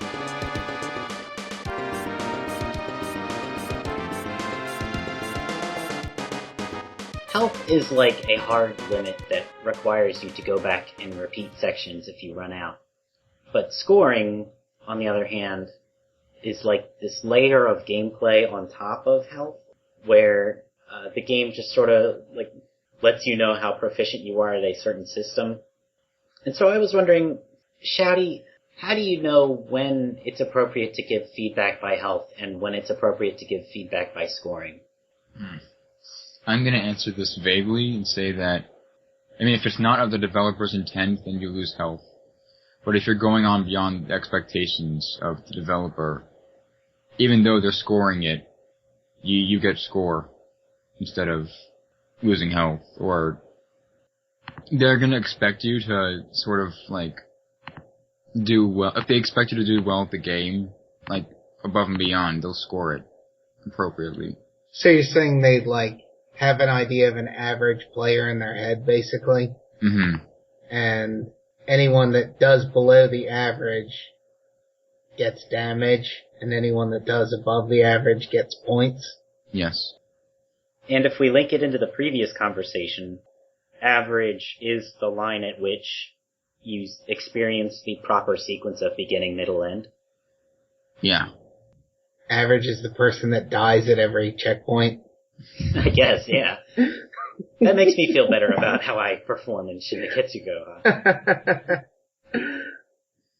Sanrio, I was wondering, why do you think Shin Nekketsu Kouha doesn't have scoring? Because they didn't see a point in adding it. Is that to say that, they didn't think the combat lent itself to performance above just getting by? Yeah, I guess. I don't think it was about the combat itself. I think that I read somewhere that this is a more story-oriented, installment of the Kunio-kun games. So it's taken more it has more sensibilities of something maybe a visual novel. So score is kind of irrelevant there. They want you to see the story. Yeah, it's funny. I was actually thinking about it in comparison to Asura's Wrath, which I completed last weekend or so, which was not a totally different game structurally, in that it had its beat-em-up segments and its, story development segments, and it sort of paced them in a similar way where there's basically just one fight for each story event. But Asura's Wrath does have scoring. And what I was talking to Golem about is that in a story-based game, I don't, it just seems ridiculous to have scoring that way because it seems counterintuitive to what the developer wanted the player to enjoy in the game. To go back and get a better score in a stage of Asura's Wrath, you have to sit through 10 minutes of cutscenes. Mm-hmm. Every time you want to try to get a better score. It really is mind-bending what they were expecting the player to get out of that. So for a game like Shin Nekketsu, I think I think not having the score is an easy way of, or is in alignment with that, saying to the player, you got through the story and that was what you were supposed to get out of the game. The flip side of that, then, is that how the game provides feedback, which seems like it only uses health and by way of help time. The way it provides feedback then will have to evoke the sense of the story, right? Yeah, you would want it to be like, oh no, Misaka died. Oh, this is so sad. She got beaten to death by a gunshot. And appropriately, because you've gone through this tragedy, you have half as much health. But I also think it definitely goes deeper than that, because early on in the game, you're just sort of wandering around. You don't have any specific idea of who set you up, and you're tackling a bunch of nameless thugs. And then in the middle of the game, when you find Shinji is like your one lead into the big setup behind everything. So they focus on him, you get to fight him twice, and they give you some time to center on him. And then past that point, the game centers more on individual, really tough encounters, because in the progression of the story, you're finally learning specific faces that are part of the scheme against you. So it makes more sense that you would be fighting specific people. Yeah, you do get the sense that you're beating up an actual real live person, and I enjoy that. I liked the disco fight in particular for that reason. I think the Chew the Floor guy does a really good job of giving you the sense that he's this big old gangster. That was Hitman. Hitman, whatever, you know. I think he was hired. Oh, yeah, okay. Oh. I didn't like how friggin' generous his hitbox on his uppercut was, though. I don't remember how I took him out. He's like the boss that left the least impression in my brain. All I remember about him is that you couldn't use the down attack on him. He was too big or something. That was the fight where I found it was really easy to abuse the guard jump. I didn't start using that till later, actually. So who in particular? The guard jump? Yeah. I used that against Misuzu 1, and I think I used it against the knife guy sometimes, even though it didn't really work. It is a super fast move, so if you are trying to circle around Misuzu, you definitely want to do something that's going to get in there ASAP. Yeah.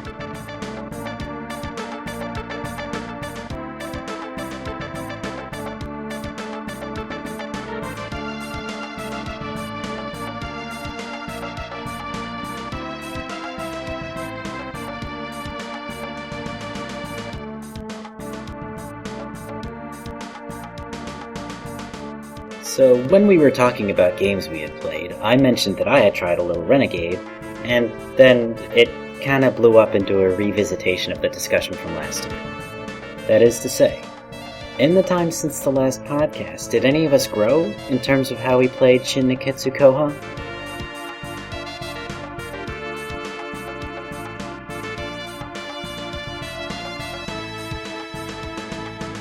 I had been getting my butt kicked in Renegade. I currently have not seen past... Well, okay, I got to the second screen, but I have not cleared the first stage. Wait, the NES game? Yeah. God, you suck. It is tough. It is not that hard. I think the only way to kill people efficiently, like as in kill people without getting killed yourself, is to one-hit kill them on the, get them to fall off the platform, right? No, don't do that. I never do that. That's stupid. Well, if you run up and punch them, they do just as much damage to you as you do to them, right? But remember, you get your health back at the end of the stage, so it doesn't matter if you take damage. There are so many guys, though, can't get to that point without dying. Really? Yeah, I guess you just need to work on using the, throw and the back kick to control... Like, do enemies ever hit you from behind? Do you have a problem with that? I think my biggest problem is dealing with the guys who have staffs. Oh yeah, you always jump kick them. Okay, maybe I'll work... Yeah, I wasn't sure how to work in jump kicks or when to think about doing it, so that might be an angle I have to look at. You always jump kick those guys, yeah. Alright, glad to get some tips. Yeah, well, we had some Renegade cameos in Shin Nekketsu. That was... Sabu is the boss's name, And the and giant... Misuzu. Yeah, Misuzu. The giant Skibon. I really liked her. She was really funny. She's the best character in the game. She is the best character in the game. I'm gonna vote to disagree there. You didn't laugh when she was like, "Oh, thanks, guys." No. Oh. You were just trying to get to the text. Yeah, I actually was at that point, because I beat the game last night, and Oh, nice. Mm-hmm. I was working from the second motorcycle battle to the end of the game, and it got to a point where it's like, oh my god, this game really is just all bosses. And so it was starting to get frustrating playing it in one sitting. What was your tactic for Misuzu? Oh wow, we're getting into stuff already. Okay. Let me get on my notes. I figured out a strategy for her second battle was absolutely the hardest part of the game for me. She killed me about 1,000,000 times when you have to fight her with just Ricky and Kunio. Yeah. She has less health, though. Does she? Okay. Well, what I did was I found that if you keep your distance from her and sort of kite her around the room, she'll use her dash attack, and you can get her, if you dodge out of the way of the dash attack, you can get behind her and land a combo. So she will run past you? Or the cooldown has enough? Okay. If you move out of the way, she'll run past you a little bit. And she doesn't always go past you. It's not like a perfect pattern or anything. But she does sometimes and leaves herself open from behind. And that was a strategy that, after about 20 deaths, finally led me to victory. There are a lot of enemies where I feel like the safest strategy is to trick them to running. Yeah, that usually leaves them open for you to do like a back attack counter. Beat them to the punch.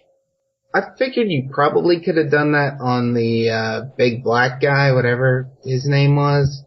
But I didn't ever need to. Like, Misuzu 2 was the only time the game got hard enough that I actually really had to formulate a clear, formal strategy. I think I shared this last time, but my main strategy for Misuzu is always, she is like 1.5 times Kunio's width, so it is really easy to walk into her from the Z-axis. That's what I tried to do that a little bit, but I actually did not, I found that was a kind of risky strategy. I got hit sometimes when I did that. Oh. I just never, was never able to reliably get her in a repeatable situation where I could approach her from the side. Like, I would do it when I got a chance to, but it wasn't something that was always available, basically. Or that was... It wasn't reliable. Yeah. Okay.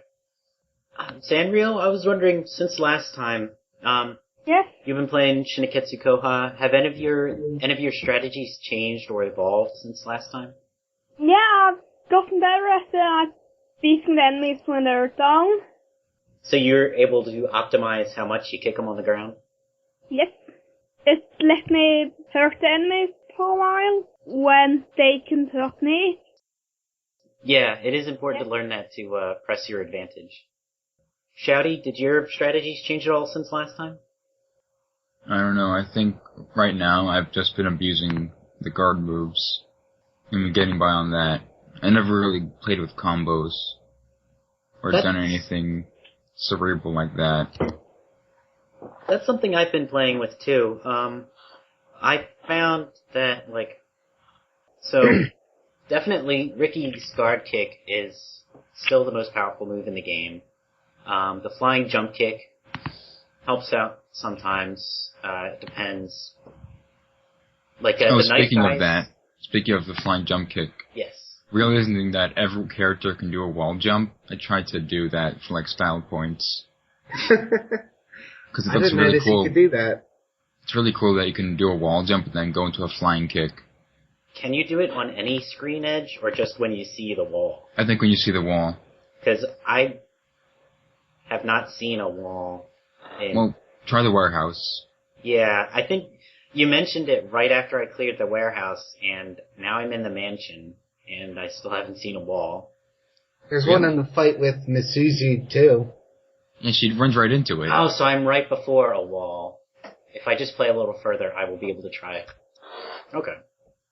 Is the wall jump useful at all? I think it's a way to to clear over your opponent if you're in a tight spot. Okay, so it's maybe not a great way to approach enemies, but it's a good way to clear a lot of space. Uh-huh. Okay.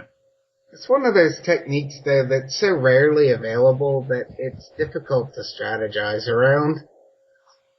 Like, it just doesn't enter into my input lexicon, basically.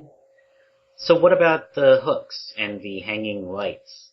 Do you use those? I try to use those. Those, though, those are like a clear visual cue that you can initiate a new type of attack, whereas like a wall jump is an availability of a technique, like a dodge technique that you don't normally use. So like, I feel like with the hooks, I can set myself up in a situation so that I use the hooks. Whereas with a wall jump, I can't, I could, but I don't really want to set myself up in a situation where I use the wall jump. It's there just in case. So it's like something that I passively remember is there. The wall jump is there, like, if you need to get out of a bad situation, and you're not going to set yourself up into a bad situation. Right. I see. But the hooks were, I tried to use them when they were there just for the hell of it, but they also were, I found that I got hit just as often as I landed hits when I was on them.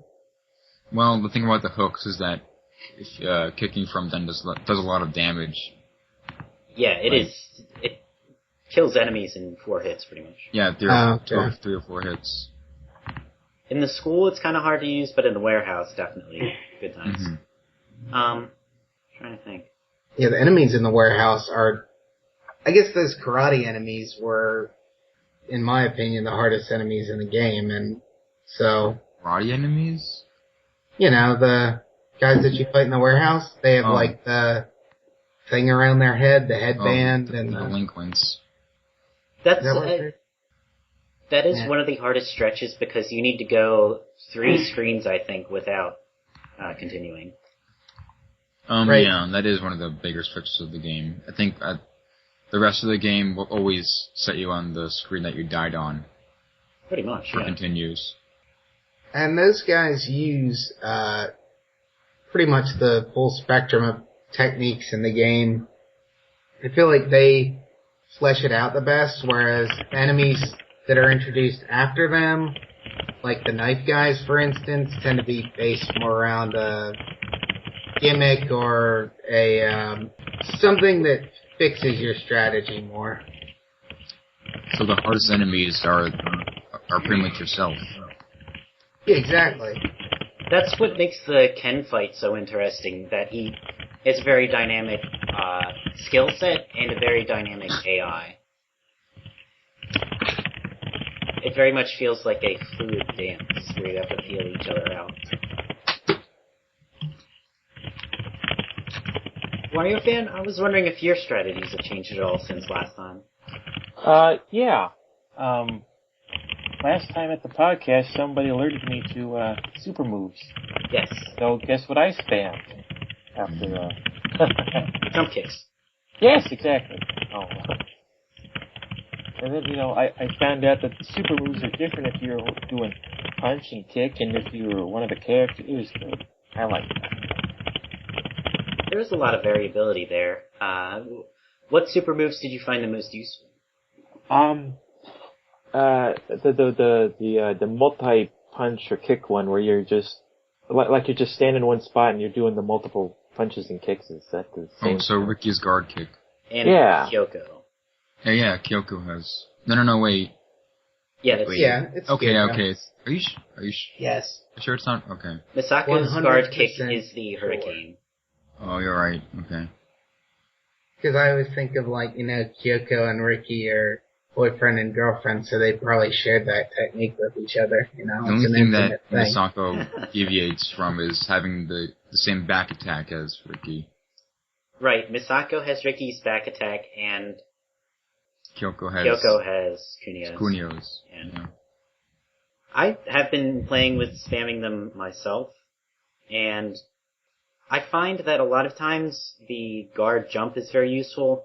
It's an easy way to keep pressure on enemies really consistently if you just knee them in the groin all of the time, forever. You can also get in a lot of kicks while they're in the ground that way.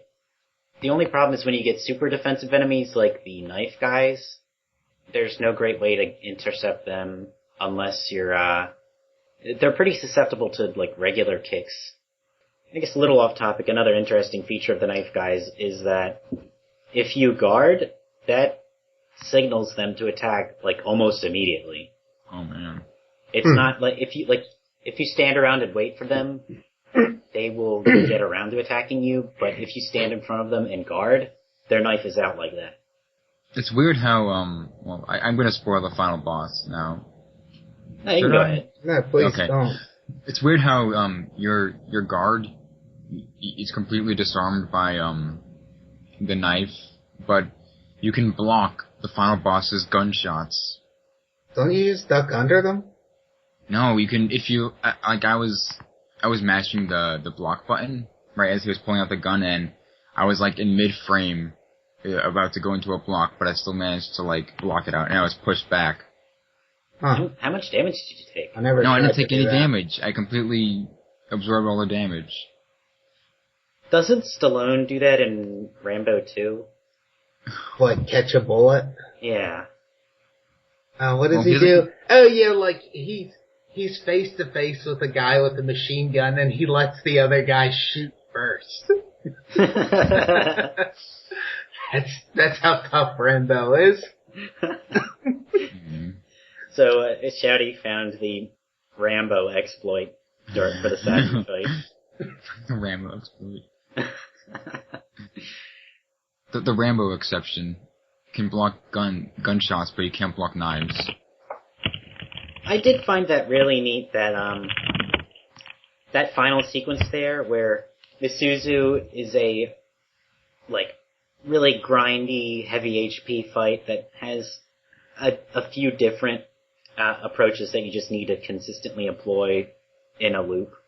And then Ken is a very dynamic, sort of equal footing fight. Mm-hmm. And then Sabu is an all or nothing fight where it's over really quickly. Just, whether it's you or him, both of you fall down pretty quickly in that. It makes for a good falling action after the climax. Yeah. Yeah, it is. I think it's odd that I found that I had almost the opposite experience as you with Ken and Misuzu, where Misuzu was the one where I had to go through a lot of different strategies, and I felt like I was being really aggressively pushed. Whereas with Ken, I was really easily able to find a loop that he got stuck in, and that was it. So what did you do for Ken? Machine gun punch, then do a jump down attack on him, then back off, and that pretty much always works. I mean, your machine gun punch won't always land because he blocks it sometimes, but it'll override any of his other attacks. And that wouldn't have worked on Misuzu? No, it doesn't override her attacks. And she has a dash attack too. And she can grab you. She might be one of the few enemies that can counter it then. Because I feel like whenever I try spamming that guard kick, it always works, but I never tried it on her. Yeah, the only reason I broke it out on Ken was because, as I said, I was doing this as a marathon last night, and I just wanted to get through it. So I didn't really experience the fullest that the battle has to offer. But it was not that hard to lock him into a strategy, or to do the jump kick strategy on him, for that matter. If Ricky did die. Oh. Poor Ricky. I found that with Ken, the jump kick wasn't consistently workable because he would get into moods where he liked blocking. Did you ever experience that? I guess I didn't experiment with it long enough to see any of that. Okay.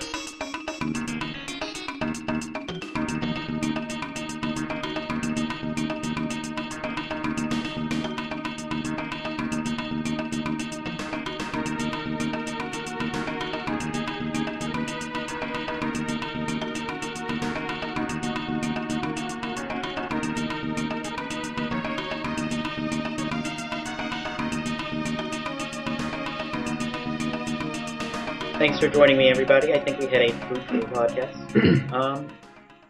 Before we go, Wario fan, what is a mummy's favorite cookie? Oh, that it's Oreos. Alright. Zanrio, what is a mummy's favorite cookie? The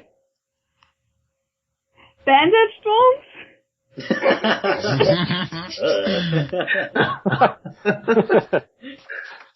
Oh no, my chocolate chip broke in half. Well, I'll just put a Band-Aid on it. Yeah, that's what mummies are known for. Putting bandages on things. It just is blue. Shouty, what would you say a mummy's favorite cookie is? Mummy biscuit? A mummy's favorite cookie. Yeah, like a mummy treat. A mummy treat? Like you'd give to a pet. Oh, like you would have like a dog biscuit, except with, whatever mummies need. Yeah. To keep their teeth clean. Yourself, what is a mummy's favorite cookie? It's just chocolate chip. Okay. I don't get it. You came up with that question. What's the actual joke? It's a thought experiment more than anything, really. Alright. Fair enough. If you want to hear the real story behind it, it's that there's this marquee on my way to work. Sometimes has jokes on it. It's like at a gym. I don't know why they put jokes up on it, but one time I saw one that was what is a mummy's favorite cookie, but I didn't have time to read the punchline because, of course, I was driving by. And I've never been able to figure out what the mummy's favorite cookie was. Maybe you'll just have to stop in the gym sometime. Yeah, maybe they know. I figured that maybe I would just ask a mummy. Do you know any mummies? The Baltimore Science Center had a mummy exhibit. I should have asked them. I don't think they're responsive. They're on duty. You shouldn't talk to them. There were like World War I mummies. It was pretty creepy. Sounds scary. It was.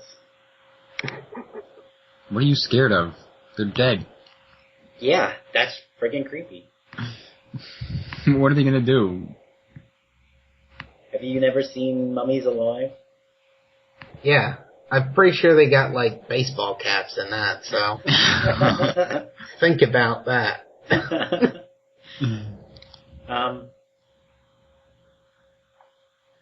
Sanrio's internet is failing. Does anyone want to impersonate her for the any final words? Oh, I don't think I'm. I don't think any of us could do an appropriate impersonation. Without being stereotypical and offensive.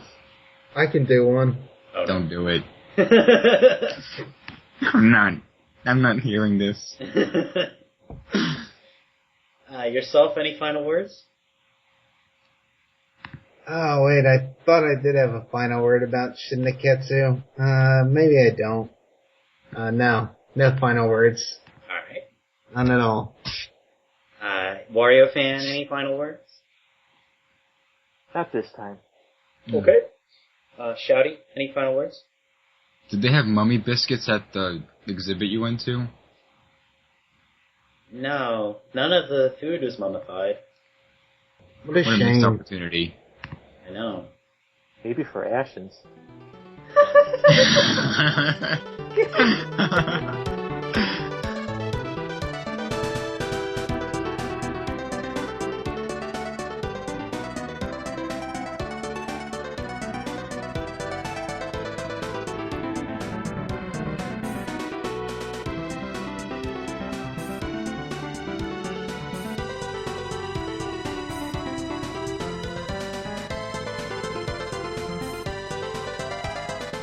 All music on this podcast was taken from Shin Nekketsu Kouha, Kunio Tachi no Banka.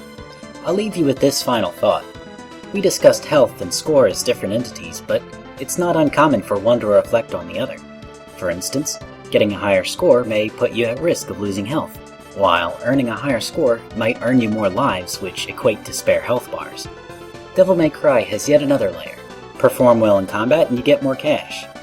If you have more cash, you can spend more money on healing items to preserve your own health, and combat upgrades to quickly reduce your foe's health. The relationship between score and health often does a lot to speak on the tone of gameplay. If you have any comments or questions, shoot an email to vgcommune@gmail.com.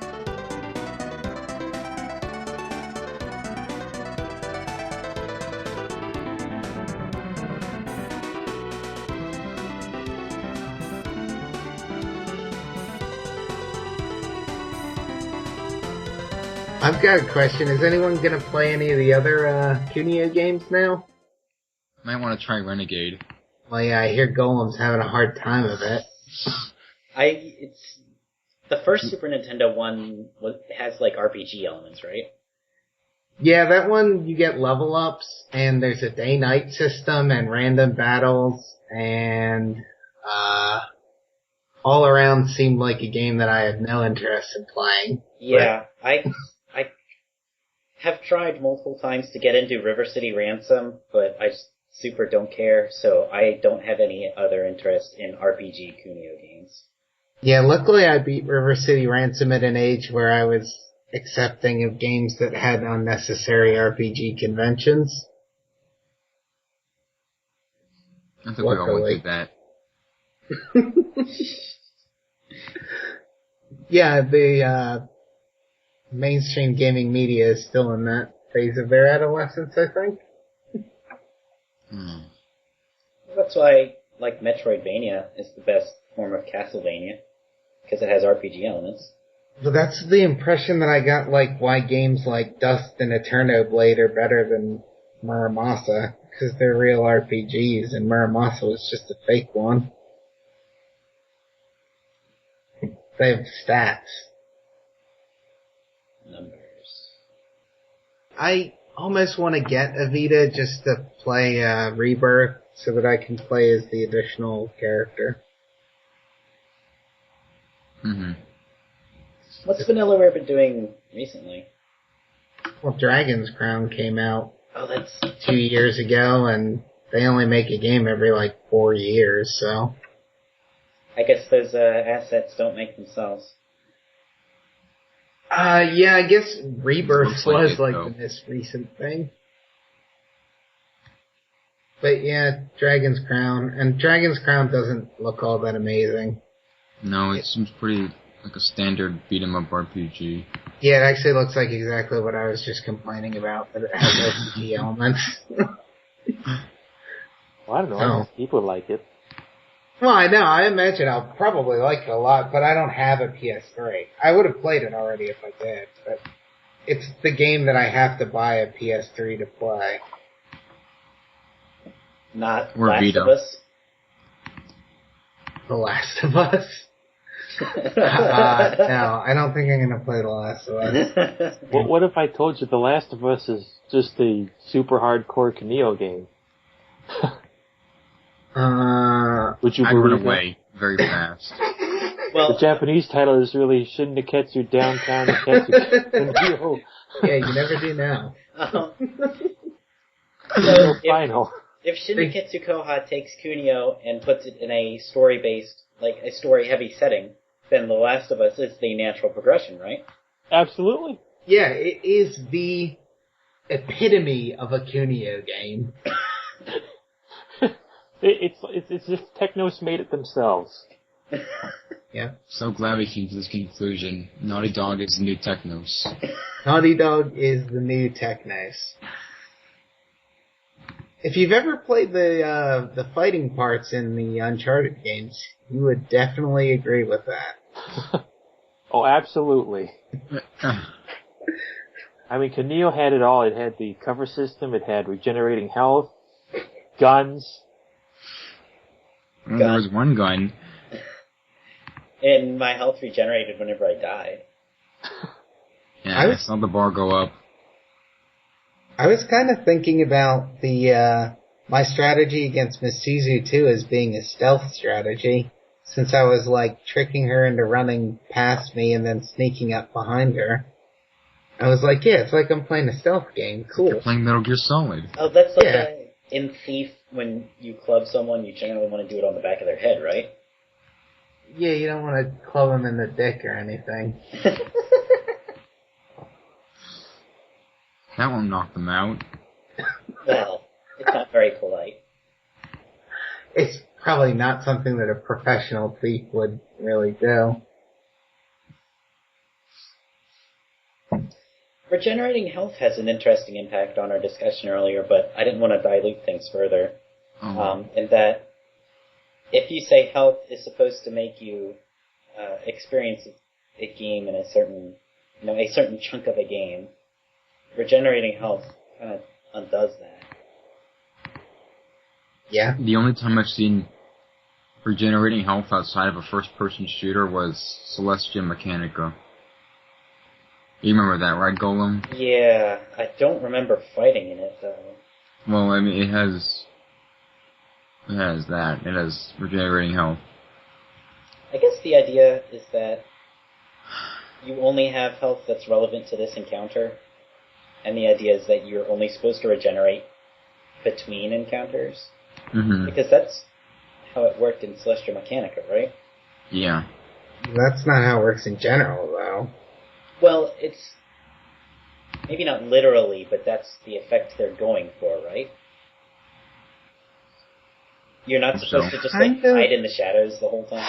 I don't know. I mean, you can definitely duck behind cover for long enough in a game like Modern Warfare. Duck behind cover for long enough to get your health back. Okay. Or yeah, but that's in the midst of an encounter. Right. So it's different. Different games. Different than Celestial Mechanic. Yeah. Although I think FPSs have given regenerating health a bad name. I don't think it's an inherently broken concept. I just think that I don't know that I've seen a game that uses it in a way that I feel is necessary. Mm-hmm. Or that adds to the game, I guess. The way it's used in FPSs is basically that... I don't even really understand how it's used in FPSs, never mind. I think, from my experience with GoldenEye Wii, generally speaking, there would either be big-time one enemies that would kill me really quickly, so regenerating health just didn't matter, and those segments were more about stealth. Or if there was a big room where I was flanked by enemies and stuff like that, oftentimes it was just, if I tried to regenerate my health, I needed to be very careful how I did so, and choosing the right piece of cover and defending it properly was an interesting gameplay situation. And then that would give me some leeway with my health, where once I got some back, I could do some more run and gun. Wait, GoldenEye for Wii has regenerating health? On I think it's the bottom 3 difficulty levels, yes. Oh. Does it still have health packs? No. I don't know if they add health packs for the difficulty levels where you don't have regenerating health, but I never played those. Seems unlikely. Why not? Just seems like a weird element to throw in. Why? Well, why didn't you play those difficulties? This Golem sucks. Because it was hard enough on easy. Also, GoldenEye Wii had this really stupid thing where, so naturally, the harder difficulty settings in a game like GoldenEye mean that you're going to have optional objectives they will add objectives that you have to complete, except if you fuck up, and you can't clear this objective anymore, then instead of making you replay the level, they knock you down in difficulty and don't tell you. And I just if I was interested in first-person shooters, I would invest myself in something like that, but as someone just trying to get their feet wet, it really discouraged me from trying. Why don't you play Doom, then? It's such an archaic system. Wait, what is? Not Doom, the objective thing. It's weird archaic? objectives. Yeah. That was modern. Having objectives? Do games have objectives anymore? It's like a GoldenEye Thief idea. That's like a late 90s concept. Wait, but you mean like in an open world, objectives? No. So it'll be like in a level of GoldenEye, on easy mode, your objective is obtain the secret document. And on hard mode, it'll be obtain 3 secret documents and then knock out this guy guarding a tank and also get a photo of the helicopter. Well, that's kind of neat. Well, go play GoldenEye 64, then you'll love it. Yeah, 64 is the one that was like people say that is a great game because it was one of the first big objective-based FPSs, right? Yeah, as far as I know. What about Perfect Dark? Yeah, Perfect Dark has that too. That's like GoldenEye 2, basically. It doesn't... I don't feel like Perfect Dark... Wait a minute. Maybe GoldenEye's licensed property. GoldenEye 2, Perfect Dark. Maybe because I just totally moved on by that point, but I guess I didn't notice the objectives very much in Perfect Dark. I mean, I played GoldenEye in N64 days. I played Perfect Dark 3 years ago, or 2 years ago, or something. Yeah, I thought you didn't notice the objectives in Perfect Dark. Not that much, I don't feel like. I mean, there were definitely times when I didn't know how to beat a level. That was cool. I always like that. I like when there are timed levels with objectives. Oh boy. Is there also an escort mission in that level? I don't think Perfect Dark has escort missions. I don't know how they got away without them. Wait, what about the alien? Yeah, there is the alien. Well, Perfect Dark's not a very good game in that case. When a squirt mission, note drop. Is he in the podcast? What? Is he in the podcast? Are we still going? I think this is fruitful discussion for a post segment. This is all podcast material. I think we were trying to finalize it, but then we kind of petered out into this. I'm definitely talking at podcast quality here. So just normal quality. Regarding Doom, we also did not touch on health restoratives in the podcast and how those influence pacing. Yeah, I guess those are sort of a midpoint between... It kind of undermines what we said about the health bar being a gauge from checkpoint to checkpoint, where health restoratives just add to your total health bar, so they're like mini checkpoints. You have to have survived up to the health restorative, but then you get that much extra health. Oh, I didn't think of it like that. It's a way of introducing leeway into the span between checkpoints. Yeah, I guess so. And the thing about a health restorative, I guess, is that it doesn't benefit a skilled player. Like, it doesn't give you points if you are, well, generally speaking, it doesn't give you points if you have full health already. Sometimes it does, though. So that average... Yeah, that goes back to our, like, average player being about survival, and, the average player needs the health restoratives, because they're playing against the health bar, whereas the skilled player is playing against the points meter. Score. What's interesting about a game like Doom, though, certainly not about brawlers, that in Doom, if health is a concern, the level takes on a different structure. So that there are different brands of exploration given your skill level. Oh. Yeah. That's definitely the case. You have to be able to... If you suck at shooting, you have to be able to look for stuff. Who sucks at shooting? GOLEM. Wario fan? That doesn't spell Wario fan. There are ants everywhere. In Doom? In the Doom I played, yeah. Actually, in, wait, what was it? Earth Defense Force 2017. I think that's a pretty good tagline. There are ants everywhere. Ants on top of buildings. What's going on?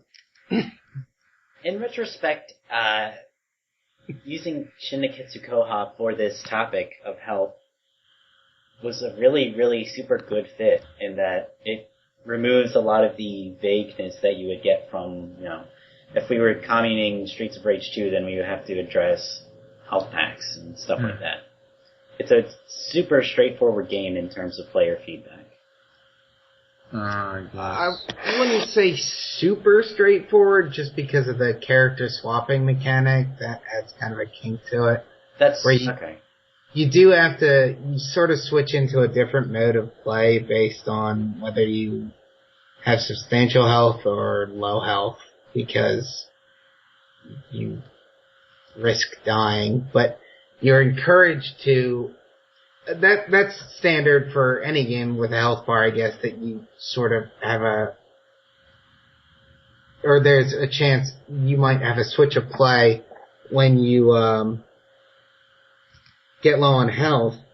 But the interesting thing that Shin Nekketsu does by having multiple characters is that if you like playing as a particular character, or if one has a particularly strong advantage, which we're all aware of, then you're encouraged to stick with it against that, like, low health balance and try to stick it out to use that character. So, if Ricky has a sliver of health left, I might stick with him anyway because his million-man punch is really useful.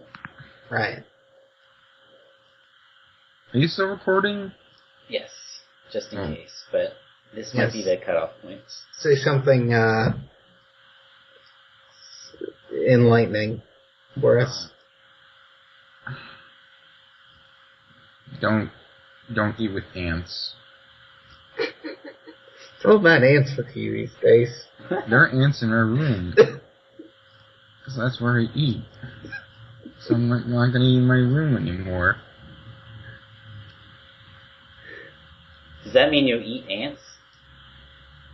I wouldn't mind eating ants if I didn't know where they were.